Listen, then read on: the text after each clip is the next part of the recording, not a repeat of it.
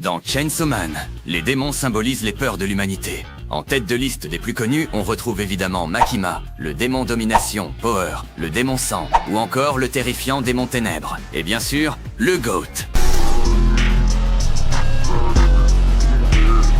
Alors voilà. Plutôt que de faire une vidéo classique sur les démons les plus puissants du manga, on va s'intéresser aux démons les plus sous-cotés par le public. Des monstres de l'ombre qui cachent des pouvoirs si destructeurs qu'ils pourraient, dans certains cas, terrasser des personnages jugés bien plus forts qu'eux. On commence direct avec une fille qui a l'air complètement folle, mais qui possède un pouvoir digne de Gojo Satoru, Cosmo, le démon Cosmos. Au premier abord, elle passe pour un personnage secondaire comique qui ne sait dire qu'un seul mot, Halloween. Mais sa capacité omniscience est terrifiante. Elle peut envoyer instantanément tout le savoir de l'univers dans l'esprit de sa cible. Le cerveau de la victime sature en une fraction de seconde. Elle se retrouve condamnée à l'état végétatif, ne pouvant plus penser à rien d'autre qu'au mot Halloween jusqu'à sa mort. C'est un plus 1000 en charisme caché et un pouvoir capable de one-shot n'importe quel top tier s'il baisse sa garde. On enchaîne avec une véritable force de la nature que les gens oublient trop souvent. Le démon Typhon.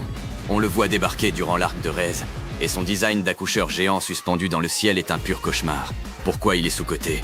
Parce qu'on oublie qu'il incarne une peur ancestrale et universelle. Sa puissance brute est phénoménale. Il peut raser des quartiers entiers. Le troisième de la liste est un concept abstrait ultra redoutable. Le démon malédiction. On ne voit sa vraie forme que pendant de très courtes secondes lorsqu'Aki l'invoque. Son fonctionnement est digne d'un film d'horreur. Si son utilisateur réussit à planter son épée clou 3 ou 4 fois dans un ennemi, c'est le game over automatique.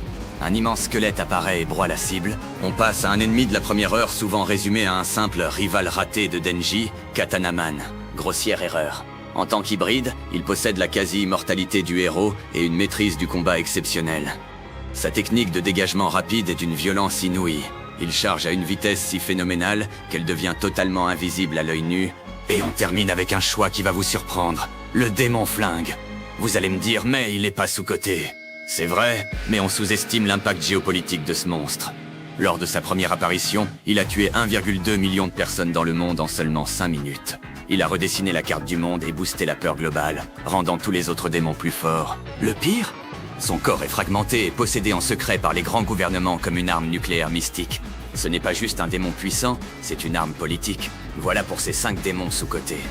Dis-moi en commentaire quel est le pire selon toi. N'oublie pas de t'abonner, et on se dit à la prochaine.